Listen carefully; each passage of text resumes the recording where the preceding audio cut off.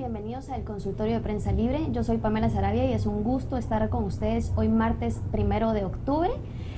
Hoy tenemos un tema muy interesante. Todos en algún momento hemos tenido un conocido, un familiar, un amigo cercano que ha padecido de esta terrible enfermedad que es el cáncer. Y pues en esta oportunidad vamos a tener el chance de platicar con un experto acerca de terapias alternativas para el tratamiento del mismo. Así que está conmigo hoy Carlos Navas. Carlos, muchísimas gracias por acompañarnos y por hacer este tiempo para compartir sus conocimientos. Un placer y un privilegio para mí estar acá. Bueno, les recuerdo muy rápido, tenemos abiertas nuestras redes sociales, vía Facebook nos pueden dejar su pregunta en la fanpage de Prensa Libre, encontrará una imagen del consultorio, es ahí donde nos puede consultar, o vía Twitter con el hashtag #elconsultoriopl. Pues me gustaría en esta ocasión hacer algo distinto para presentar al invitado. Me gustaría, Carlos, que en esta oportunidad sea usted quien se presente y nos cuente un poquito por qué usted decide pues involucrarse en todo el tema de las terapias alternativas para el tratamiento del cáncer. Yo siento que mi historia es casi como medio novelesca, ¿no? Porque sucede todo lo que yo jamás me imaginé que iba a suceder.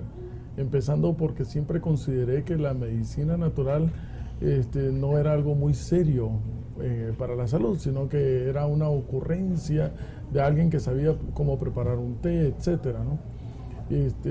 Yo viajo a California y estando en California la comunidad china resolvió un problema de una gastritis duodenal severa de la cual yo sufría y que solo me daban medicamento paliativo. Y para mí fue impresionante lo que hicieron conmigo, me cambiaron la alimentación, por ejemplo, al extremo entonces que me interesó estudiar y así fue como terminé estudiando medicina natural con filosofía oriental en California. Al cabo de los años, mi esposa enferma de un adenocarcinoma metastásico al pulmón. Imagínese usted, toda mi vida giraba alrededor de ella, nos habíamos conocido desde muy pequeños y la ciencia convencional de esa época, de hace 15 años, no nos presentó una solución como a muchos, sino que más que tratamientos paliativos que realmente nos hicieron entrar en duda qué tan beneficiosos eran, porque el costo humano, no económico, el costo humano era demasiado grande. Entonces entró una contradicción en lo que se refiere a calidad de vida. Si calidad de vida es que simplemente una persona esté respirando, nosotros no lo compartimos. Así que preferimos poco tiempo bien vivido y no 1 año o 2 años en unas condiciones deplorables, ¿no? A raíz de eso, entonces, surge en nuestro deseo varias promesas, como muchos otros, entre ellas, mi primer viaje iba a ser a Cuba, porque como misioneros ese era nuestro afán. El segundo, de que yo iba a escribir, a ella le gustaba cómo yo lo hacía, así que eventualmente escribo algo. Y la tercera es de que me iba a dedicar el resto de mi vida con mis recursos y mi tiempo y lo que yo pudiera a investigar y luchar contra el cáncer por medios no convencionales. Y desde hace 15 años eso es lo que hago. Realmente una aventura, porque pues quién puede creer en que vas a lograr hacer algo, ¿no? Hace aproximadamente como unos 7 años, cuando yo estaba a punto de rendirme en todo esto, se celebró el primer Congreso de Terapias contra el Cáncer en La Habana, en Cuba, al cual asistí con los escasos recursos que aún tenía. El último día de conferencia, in memoriam, pensé ponerme de pie, solicitar la palabra y exponer cuál era mi punto de vista respecto a cómo se debe de luchar contra el cáncer y lo que durante esos años había logrado investigar. Para mi gran sorpresa, la primera entrevista entonces que di para televisión fue para Cuba Visión Internacional y yo no entendía por qué. Resulta de que la directora del Instituto Finlay de Cuba me invita entonces a conocer el polo científico cubano al día siguiente, y ante mi pregunta de que qué hacía yo entre tantas personas muy preparadas, me dicen de que lo que sucede es de que el protocolo que yo había expuesto se consideraba desde el punto de vista no convencional como lo más cercano y lo más serio en la lucha contra el cáncer para encontrar una solución. Fue una agradable sorpresa. A raíz de eso, mi vida en ese aspecto cambió, porque entonces empecé del anonimato, empecé a recibir el respaldo de una de las comunidades científicas de más reconocido prestigio en el mundo, como es el Polo Científico Cubano. Años después me nombran asesor científico en la colaboración y lucha contra el cáncer por medios no convencionales y representante del área de medicina natural, tanto del Instituto Finlay como del Laboratorio de Farmacia y Biotecnología de Cuba, la Biofam. Los ensayos clínicos empezaron a mostrar resultados nunca antes vistos. Se empezó a fabricar medicamento que no es de uso comercial a la fecha, bajo directriz mía, específicamente para mis pacientes. Y en fin, actualmente, el año pasado, se celebra el segundo Congreso de Terapias contra el Cáncer, con representación de muchos países de Europa y de Asia. Y finalmente el Congreso termina con la creación de la primera organización internacional de medicina integrativa contra el cáncer, de la cual tengo el honor de presidir hasta el momento. Excelente. Pues Carlos, muy impresionante y muy interesante la forma como usted termina involucrándose en todo este tema. No convencional también. Exacto, no convencional. Y justo me parece interesante cuando menciona mucho toda la cuestión científica, que hay un respaldo científico detrás de todo este tema. Entonces, a esto quiero llegar. ¿Qué entendemos por terapias medicina alternativa? Porque, como usted lo planteó en un inicio, tal vez muchas personas tienen este concepto erróneo de este tipo de medicina, ¿verdad? De la medicina natural. Un poco pues de escepticismo alrededor de todo este tema. Entonces me gustaría que usted nos platicara acerca de qué podemos entender por una terapia o la medicina alternativa. Por ejemplo, en Europa la medicina alternativa o la farmacopea naturista es muy bien aceptada, sino un poco más que la farmacopea alopática o la farmacopea convencional. En el Japón, por ejemplo, que van años adelante, muchas de las terapias son a base de medicina china, ¿no? Y si usted va a Cuba, la mayoría de las farmacias no utilizan tantos químicos como medicina natural y medicina homeopática. El concepto de medicina integrativa surge, no es algo tan nuevo, aunque sí en nuestros países, pero surge en el afán de poder tratar de que la medicina alternativa o medicina natural sea un coadyuvante o trabaje muy de la mano con la medicina convencional. El afán realmente no es tanto ver qué medicina es la que está muy bien, sino que el afán es que en verdad el paciente, que es al que nos debemos, salga adelante independientemente de quién es el que lo sacó.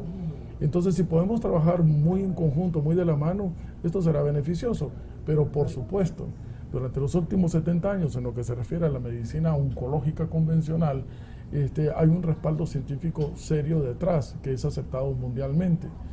Entonces, la medicina convencional, para poder trabajar de manera integral, necesitaba también el área de la medicina natural con un respaldo científico y serio, y no una charlatanería, que en nuestros países, en Occidente, se ha ganado a pulso este adjetivo, considerando de que ahora pues cualquier persona que sabe para qué sirve un té de manzanilla, por darle un ejemplo, abre una tienda de medicina natural y empieza a dar una consulta y una clínica. La medicina alternativa tiene un respaldo científico, por lo menos la que es seriamente llevada e impulsada por nuestro centro clínico en Guatemala. Excelente. Carlos, ahora vamos a ir al primer corte del programa, pero voy a dejar la pregunta sobre la mesa para que al regresar podamos contestarla. Y pues hablamos de un protocolo específico que fue aquel que llamó la atención en el Congreso. En el Congreso que usted nos cuenta.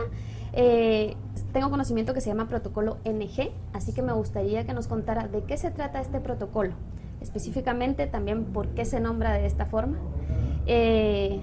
Así que recuerden, estamos hablando de las terapias alternativas contra el cáncer. Hoy con Carlos Navas dejamos la pregunta sobre la mesa. ¿De qué se trata el protocolo NG, que es el que usted maneja? Recuerden que nuestras redes sociales están abiertas si usted nos quiere hacer llegar su pregunta. Vamos a regresar después de un corte.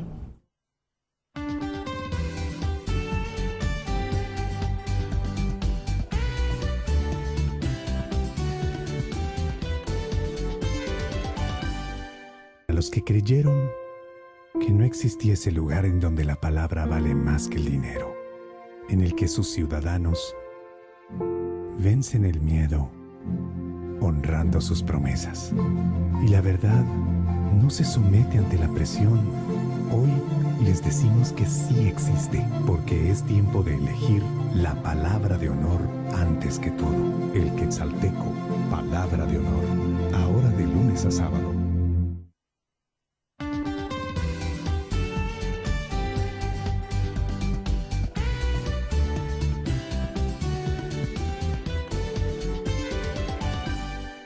Estamos de vuelta en el consultorio de Prensa Libre, hoy con Carlos Navas, hablando acerca de terapias alternativas para tratar el cáncer. Y antes del corte, pues hablábamos del protocolo NG. Carlos, voy a dejar que usted nos cuente de qué se trata este protocolo, por qué se nombra de esta forma. Bien, a raíz le decía yo de que nos empezamos a involucrar en investigación y lucha contra el cáncer por medios no convencionales. Se llama NG, algunas personas piensan que tal vez es una fórmula muy científica, muy especial, que nitrógeno o algo, pero es in memoriam de mi esposa, lleva mi apellido Navas y G de González el apellido de ella, eso es. Lo presentamos como una nueva opción en la lucha contra el cáncer, científicamente respaldada. Y hay varios conceptos, y entrando en materia, nosotros debemos de comprender que el cáncer no logra sobrevivir en un ambiente alcalino y oxigenado. O en otras palabras, la enfermedad subsiste en un ambiente cuyo pH es ácido y poco oxigenado. Entre más enfermo está el paciente, más ácido es su pH, a tal extremo que cuando fallece por una saturación de acidez, independientemente de cuál sea el nombre de la patología. Esta es la razón por la cual los mismos ácidos son los que descomponen el cuerpo. Ahora bien, así que el tic será volver a tratar de estabilizar la alcalinidad del pH en un 7.427. Le voy a dar un ejemplo. Alcalinidad es sinónimo de vida. Por ejemplo, en el campo, para cultivar la tierra, se mide el pH. Si está demasiado ácido, ¿qué es lo que hacen? Echarle cal, lo alcaliniza. O cuando usted está enferma del estómago y tiene demasiada acidez, ¿qué es lo que utiliza? Un alcalinizante. De hecho, hasta algunos productos farmacéuticos empiezan con el nombre de alcalinidad. Así que el TIC es alcalinizar. La pregunta es entonces, ¿cómo llegamos nosotros a alcalinizar o nuevamente establecer ese pH?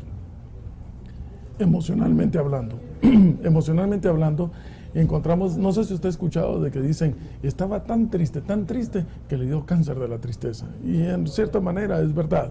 Aquellas personas que tienen una actitud pesimista, que todo lo ven oscuro, que no tiene solución, que para esta vida que llevo, pues morir me quiero, cosas así.